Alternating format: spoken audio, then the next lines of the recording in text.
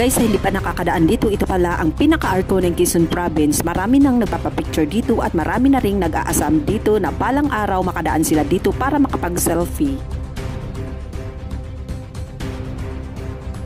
Habang binabaybay natin ang kahabaan ng kalsada guys, malapit na tayong makarating sa Zigzag Road or tinatawag nating Bitokang Manok na isa sa lugar na dinadayo ng ating mga kababayan na madadaanan natin kapag papunta tayo ng Leyte.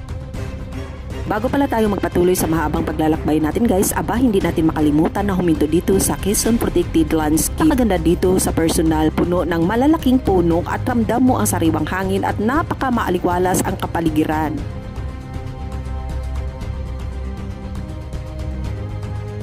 Siya nga pala guys, magpatuloy na tayo papuntang Zigzag Road or tinatawag nating Bitokang Manok na madadaanan natin kapag bumabiyahe tayo papuntang Leyte. Hindi pa pala nakakaalam guys, ang Zigzag Road ay isa sa lugar na kung saan pinupuntahan